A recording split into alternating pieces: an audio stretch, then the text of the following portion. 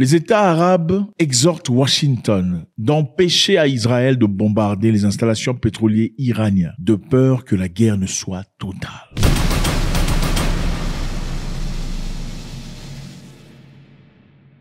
Salut à tous les amis, c'est toujours avec beaucoup de plaisir que je vous reçois. Merci infiniment d'être là. Nous avons une nouvelle chaîne, Moekassons TV, que je vous encourage vivement. Allez-y vous y abonner. On commencera à publier des nouvelles vidéos qui ne seront nulle part ailleurs à partir de vendredi. Ok, on y va. Nous sommes en Iran. Voilà la carte. Nous savons tout ce qui s'est passé depuis un temps. Pour ceux qui ne savent pas, allez jeter un coup d'œil dans les vidéos précédentes. Les États du Golfe, c'est-à-dire les États arabes, viennent finalement de se mettre ensemble après discussion et mettre la pression aux États-Unis d'Amérique, demandant à ce que les États-Unis d'Amérique mettent la pression sur Israël pour pas que Israël bombarde les sites pétroliers iraniens.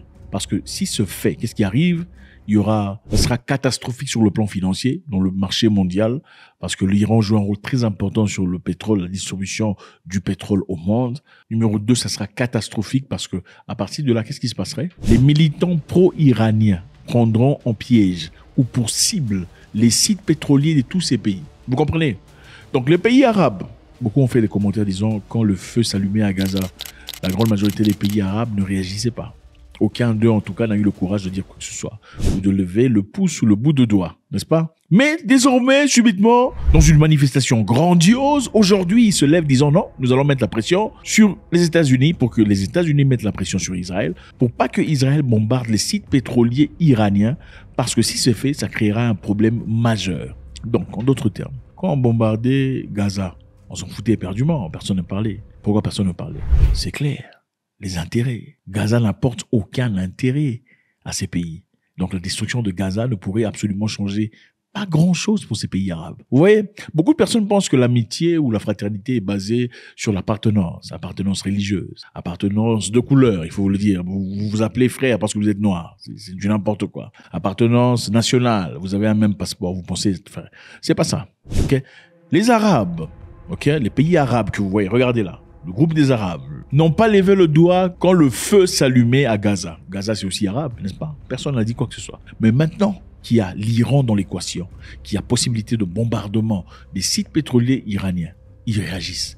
Qu'est-ce qu'ils font? Numéro 1, ils interdisent à Israël l'accès à leur espace aérien. C'est-à-dire, ils ne peuvent pas voler. Contrairement à ce qui aurait pu se passer dans le passé, les avions israéliens auraient volé au-dessus de l'Arabie Saoudite sans difficulté pour aller bombarder, ou la Jordanie. Mais là, ils disent non, on ne le fera pas. Parce que, en autorisant à ce qu'Israël fasse de la sorte pour aller bombarder en Iran, cela veut dire qu'ils sont complices. Ils seraient complices immédiatement de ce bombardement. Donc, ils refusent l'accès à leur espace. Je vous rappelle aussi ici, quand ça avait commencé et que l'Iran, pour la toute première fois, réagissait à l'attaque israélienne sur le site iranien en Syrie, c'est-à-dire l'ambassade iranienne en Syrie qui était touchée par un missile, qui était en effet bombardé, les Iraniens avaient répliqué, ils avaient réagi. Quand ils ont rétalié, ils ont envoyé des drones Shahid et des missiles. Ces drones Shahid et des missiles étaient abattus par qui, pour la grande majorité? Par ces pays arabes. Okay? La Jordanie, l'Arabie Saoudite et d'autres pays, les Américains bien sûr dans les mers, ont abattu ces drones et ces missiles. Mais cette fois-là, ils disent eux-mêmes, nous n'autoriserons pas à ce que vous passiez chez nous, dans notre espace, pour aller bombarder l'Iran. Parce qu'on comprend ce que ça veut dire. C'est-à-dire, ça sera chaud pour nous. Vous nous impliquez directement dans cette guerre. Les États du Golfe exercent une pression sur les États-Unis pour qu'ils empêchent Israël à s'attaquer aux sites pétroliers iraniens, de crainte que leurs propres installations ne soient prises pour cible par les forces pro-iraniennes si le conflit s'intensifie. Vous voyez un peu de quoi il s'agit. Donc il n'y a pas de fraternité, les amis. Tout est basé sur les intérêts. Si la fraternité était, on aurait ouvert la bouche depuis Gaza. Puisque ce n'est plus Gaza, même au Liban, on n'a rien dit. Maintenant que c'est l'Iran, là, ça devient compliqué parce que ça risque d'affecter tout le monde. Afin d'éviter d'être pris entre deux feux, des pays comme l'Arabie Saoudite, les Émirats Arabes Unis, le Qatar refusent de permettre à Israël de survoler leur espace aérien pour toute attaque contre l'Iran. Ils ont fait part de cette position à Washington. Je me demande pourquoi ils n'ont pas dit ça à Israël directement. Ils doivent aller dire aux Amériques que non, on ne va pas l'autoriser de frapper. Celui qui attaque, c'est Israël. Pourquoi toi, tu vas parler aux Américains pour dire non, on ne va pas les autoriser? C'est quand même bizarre. Vous voyez un peu comment c'est bizarre. Israël a promis que l'Iran paierait un prix fort. à l'attaque des missiles de la semaine dernière sur le territoire israélien. L'Iran a commis une grave erreur ce soir et il va en payer le prix.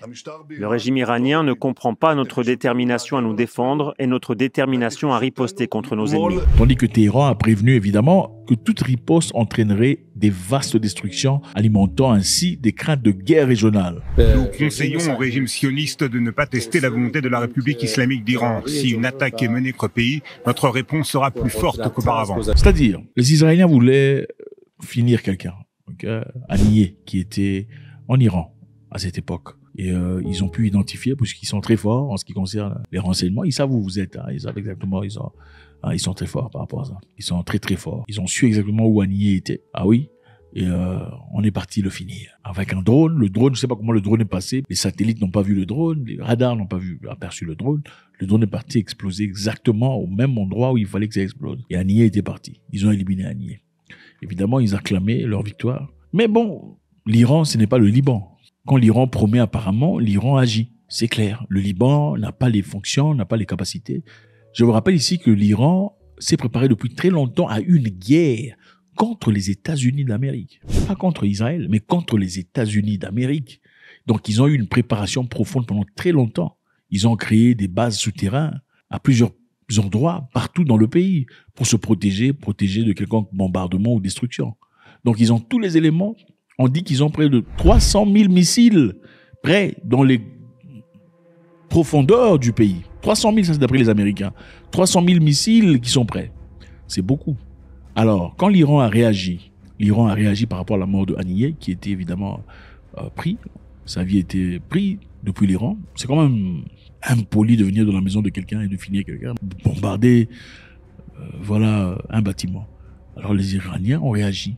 Ils avaient promis de le faire. Ils ont pris du temps avant de le faire. Il arrivait même un moment où beaucoup de gens doutaient de leur réaction. Ils disaient, est-ce qu'ils allaient vraiment réagir ou bien ils ont peur? Eh bien, certaines personnes commençaient à penser vraiment que l'Iran avait peur. Mais apparemment, ces gens n'ont pas peur. Ils ont peur de rien du tout. Après avoir fait leur prière, ils sont prêts à partir pour toujours. Ils ont bombardé 200 missiles. Ils ont envoyé 200 missiles de longue distance pour bombarder Israël. Évidemment, beaucoup de missiles ont été abattus dans l'air. On a minimisé les effets des missiles, disant que ça n'a pas fait grand-chose.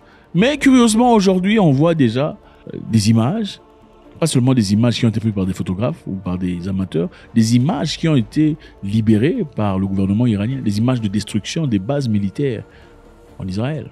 On a détruit des bases militaires en Israël, ça a été touché, on a détruit des équipements. Donc ils savaient exactement ce qu'ils ciblaient.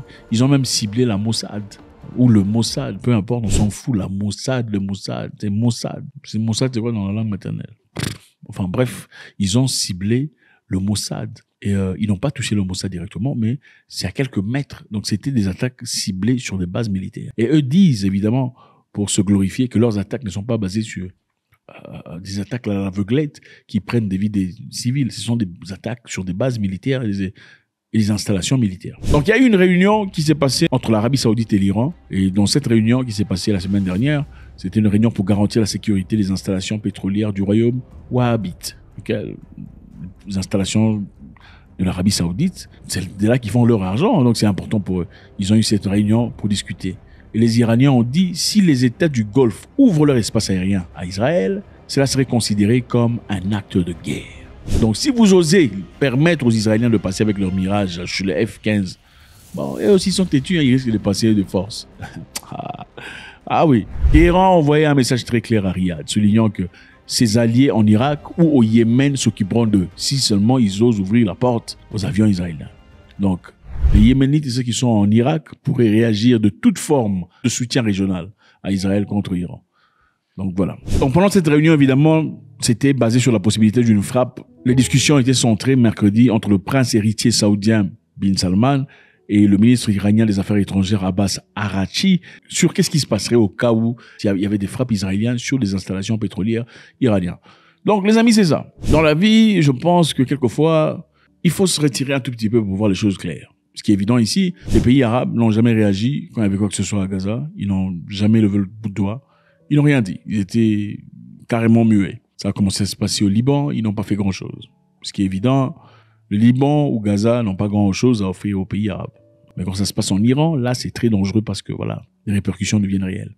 C'est pour vous dire simplement que la fraternité existe seulement quand elle est faite. Il n'y a pas de fraternité dans la parole. La fraternité doit être testée au combat, ensuite certifiée. Si votre fraternité ou votre amitié n'est pas testée au combat, vous n'êtes pas encore ami ou frère. Tu peux pas dire c'est mon ami, ça fait 10 ans qu'on se connaît, mais vous n'avez jamais eu de difficultés, vous n'avez jamais fait face à des problèmes réels de la vie, vous n'avez jamais été confronté à des vraies réactions de la vie, à des vraies offensives, et la personne vous a défendu. Si la personne ne vous a jamais défendu dans le vous n'êtes pas ami, vous vous connaissez. Vous n'êtes pas frère, vous vous connaissez, c'est tout. Merci infiniment, c'est toujours avec beaucoup de plaisir. On vous tiendra informé des déroulements prochains. Ce qui est évident est qu'Israël a vraiment envie d'aller frapper. Est-ce qu'Israël arrêterait et écouterait les États-Unis pour pas que les histoires débordent? Ou est-ce qu'Israël ira malgré tout, puisque Israël fait ce qu'Israël veut, pour aller bombarder les sites pétroliers en Iran? God bless.